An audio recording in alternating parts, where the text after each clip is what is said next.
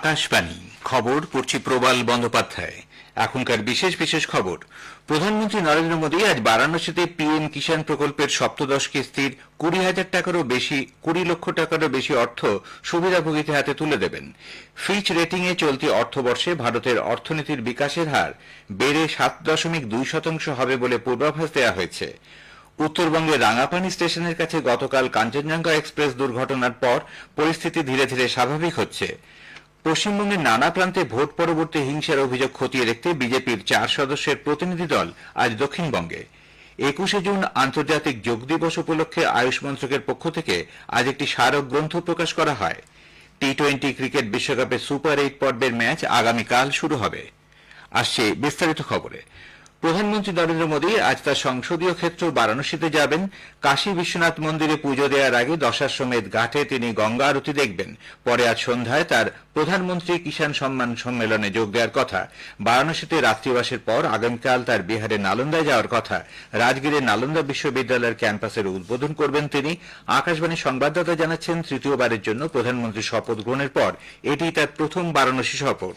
কৃষক কল্যাণে সরকারি পদক্ষেপের অঙ্গ হিসেবে প্রধানমন্ত্রী কিষাণ নিধির 17তম কিস্তির অর্থ মঞ্জুর করে তিনি এবারে প্রথম ফাইলে সই করেছিলেন। প্রায় 9.26 লক্ষ সুবিধা প্রাপক কৃষকের অ্যাকাউন্টে সরাসরি প্রধানমন্ত্রী কিষাণ নিধির 20,000 কোটি টাকারও বেশি এই কিস্তিতে পৌঁছে যাবে। এখনো পর্যন্ত 11 কোটিরও বেশি কৃষকের কাছে পিএম কিষাণ প্রকল্পের 3,04,000 কোটি টাকারও বেশি পৌঁছে গেছে। আজকের অনুষ্ঠানে প্রধানমন্ত্রী স্বনির্ভর গোষ্ঠীর 30,000-এরও বেশি মহিলার হাতে কৃষি সখীর শংসাপত্র তুলে দেবেন। এই শংসাপত্র লাখপতি দিদি কর্মসূচির অঙ্গ।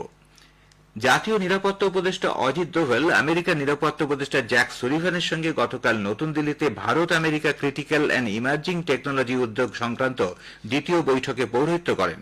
এই বৈঠকে উভয় দেশ কৌশলগত প্রযুক্তি অংশীদারিত্বের পরবর্তী অধ্যায় রচনার রূপরেখা স্থির করেন। হোয়াইট হাউস জানিয়েছে, উভয় দেশ জটিল ও সম্ভাবনাময় প্রযুক্তি ক্ষেত্রে অগ্রাধিকারের ভিত্তিতে সহযোগিতা ও অংশগ্রহণের বিষয়টিতে নিজেদের দায়বদ্ধতার কথা স্বীকার করেছে। এই সমস্ত ক্ষেত্রে যৌথ উৎপাদন, উন্নয়ন, গবেষণা এবং উন্নয়ন করা সম্ভব এমন ক্ষেত্রগুলিতে পারস্পরিক সহযোগিতার মাধ্যমে সুযোগ তৈরি করা হবে। এর পাশাপাশি প্রযুক্তিগত সমাধানের ক্ষেত্রে উভয় দেশের মানুষ এবং অবশিষ্ট বিশ্বকে নিয়ে কাজ করার কথাও বলা হয়েছে। চলতি অর্থবর্ষে ভারতের অর্থনীতির বিকাশ হার 7.2% হবে বলে জানিয়েছে ফিচ রেটিং সংস্থা। এর আগে মার্চে এই বৃদ্ধির হার 7% হবে বলে জানিয়েছিল ফিচ। বিনিয়োগ ও ভোগ্যপণ্যে খরচ বাড়ার ফলে এই বৃদ্ধির হার সংশোধন করা হয়েছে।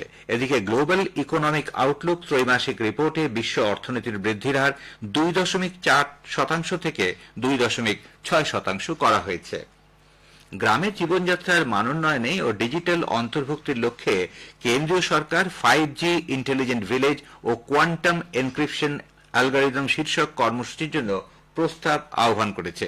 শিল্প, ক্ষুদ্র, অতি ক্ষুদ্র, মাঝারি শিল্প উদ্যোগ, সরকারি দপ্তর, স্টার্ট আপ, উচ্চশিক্ষার প্রতিষ্ঠানে যার প্রযুক্তির নকশা, বিকাশ ও টেলিযোগাযোগ ব্যবস্থার বাণিজ্যিকীকরণে কাজ করে থাকে তাদের কাছ থেকে এই প্রস্তাব চাওয়া হয়েছে। দেশের গ্রামগুলির প্রযুক্তিগত অগ্রগতির লক্ষ্যে 5G প্রযুক্তিকে কাজে লাগিয়ে এই 5G ইন্টেলিজেন্স ভিলেজ কর্মসূচি নেওয়া হয়েছে। লোকসভা ভোটের জন্য 3 মাস বন্ধ থাকার পর আগামী 30শে জুন আবার শোনা যাবে প্রধানমন্ত্রী নরেন্দ্র মোদীর মাসিক বেতার অনুষ্ঠান মন কি বাত। প্রধানমন্ত্রী হিসেবে টানা তৃতীয়বার দায়িত্ব নেবার পর এটি হবে তার প্রথম মন কি বাত। জনসাধারণ তাদের বক্তব্য এবং পরামর্শ 28শে জুনের মধ্যে টোল ফ্রি নম্বর 1800117800 জানাতে পারেন। নরেন্দ্র মোদী অ্যাপ অথবা মাই গভ ওপেন ফোরামেও তা জানানো যেতে পারে। এটি হবে মন কি বাতের 111তম পর্ব। বেলা 11টা থেকে আকাশবাণী এবং দূরদর্শনের সবকটি চ্যানেলে এবং Akashvani news on AIR website, mobile app, প্রধানমন্ত্রীর দপ্তর ও তথ্য সম্প্রচার মন্ত্রকের ওয়েবসাইটে ও ইউটিউব চ্যানেলেও মন কি বাত সম্প্রচারিত হবে। হিন্দিতেই অনুষ্ঠান সম্প্রচারিত হবার পরই আঞ্চলিক ভাষায় এর তর্জমা শোনা যাবে। খবর শুনছেন আকাশবাণী থেকে। বিজেপি সাংসদ বিপ্লব দেবের নেতৃত্বে 4 সদস্যের কেন্দ্রীয় প্রতিনিধি দল ভোট পরবর্তী হিংসায় আক্রান্ত দলীয় কর্মী সমর্থকদের সঙ্গে দেখা করতে দক্ষিণবঙ্গের নানা প্রান্তে যাচ্ছেন। আজ প্রথমে দলটি আসে দক্ষিণ 24 পরগনা জেলার আমতলার দলীয় সদর দপ্তরে। এখানে জেলা প্রতিনিধি দল ঘরছাড়াদের সঙ্গে কথা বলেন। পরে দলটি যায় ডায়মন্ড হারবার লোকসভার বিষ্ণুপুরের আলতাবেরিয়ায়। পরে দলটি যাবে জয়নগরে। দলীয় কার্যালয়ে আশ্রয় নেয়া কর্মী সমর্থকদের সঙ্গে তারা কথা বলেন। পরে দলটি উত্তর 24 পরগনার সন্দেশখালী যাবে।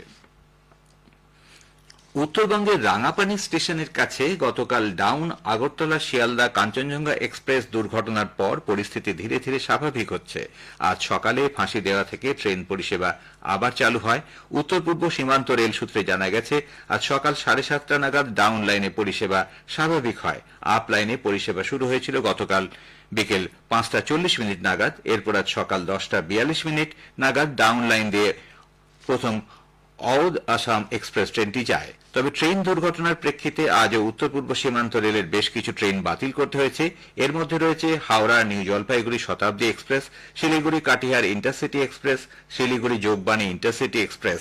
এছাড়া নিউ দিল্লি ডিব্রুগড় রাজধানী express, Jalpaiguri new Delhi superfast express এবং শিলচর শিয়ালদা কাঞ্চনজঙ্ঘা এক্সপ্রেস সহ আরও কয়েকটি ট্রেনের যাত্রাপথ আলুয়াবাড়ি রোড, শিলিগুড়ি নিউ জলপাইগুড়ি রুটে ঘুরিয়ে দেওয়া হয়েছে।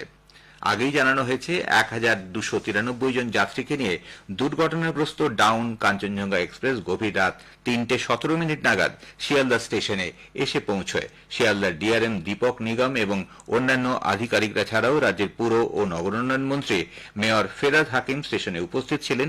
রাজ্য পরিবহন দপ্তরের পক্ষ থেকে বিধ্বস্ত যাত্রীদের স্বচ্ছন্দে বাড়ি পৌঁছে দিতে স্টেশনে সরকারি বাসের ব্যবস্থা ছিল। প্রাথমিকভাবে সিগন্যাল অমান্য করার কথা উঠে আসলেও উত্তর পূর্ব রেলের মুখ্য সুরক্ষা কমিশনার জনক কুমার গর্গের তত্ত্বাবধানে আগামীকাল থেকে এই দুর্ঘটনার তদন্ত শুরু হবে।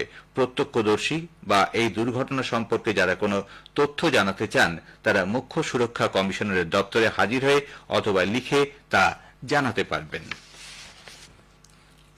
আগামী 21শে জুন আন্তর্জাতিক যোগ দিবস। এর প্রেক্ষিতে আয়ুষ মন্ত্রকের স্বাধীন দায়িত্বপ্রাপ্ত মন্ত্রী প্রতাপ রাও যাদব আজ প্রেস ইনফরমেশন ব্যুরো আয়োজিত এক সাংবাদিক সম্মেলনে অংশ নেন।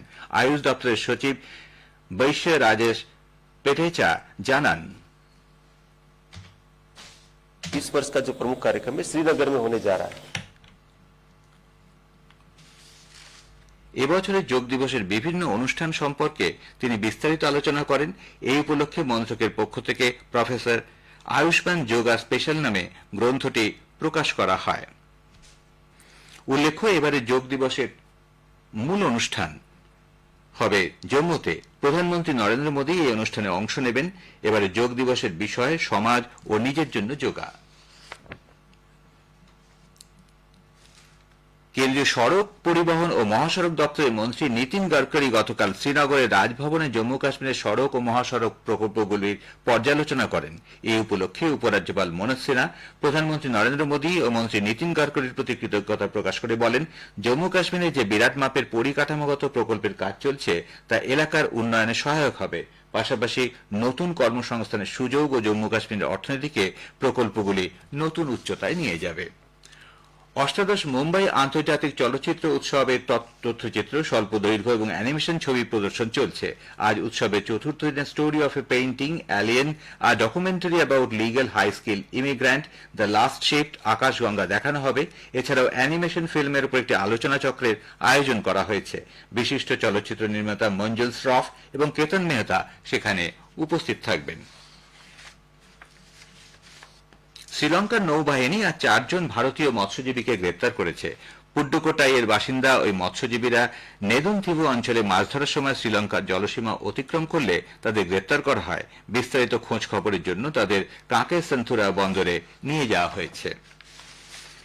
টি-20 বিশ্বকাপের সুপার 8 পর্বের ম্যাচ আগামীকাল থেকে শুরু হচ্ছে। এই পর্বে গ্রুপ 1-এ আছে ভারত, অস্ট্রেলিয়া, আফগানিস্তান ও বাংলাদেশ। গ্রুপ 2-তে রয়েছে দক্ষিণ আফ্রিকা, ইংল্যান্ড, ওয়েস্ট ইন্ডিজ এবং আমেরিকা।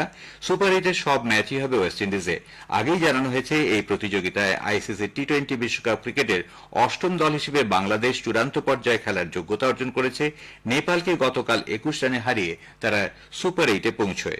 ভারত বৃহস্পতিবার ব্রিজটাউনে আফগানিস্তান, শনিবার নর্থ সাউন্ডে বাংলাদেশ, 24শে জুন সেন্ট লুসিয়ায় অস্ট্রেলিয়ার বিরুদ্ধে খেলবে। 27শে জুন দুটি সেমিফাইনাল এবং ফাইনাল 29শে জুন অনুষ্ঠিত হবে। শেষ করার আগে বিশেষ বিশেষ খবরের কিছু অংশ আবার পড়ছি। প্রধানমন্ত্রী নরেন্দ্র মোদী আজ বারাণসীতে পিএম কিষাণ প্রকল্পের সপ্তদশ কিস্তির অর্থ সুবিধাভোগীদের হাতে তুলে দেবেন। ফিচ রেটিংয়ে চলতি অর্থবর্ষে ভারতের অর্থনীতির বিকাশের হার বেড়ে 7.2% হবে বলে পূর্বাভাস দেওয়া হয়েছে। খবর শেষ হলো।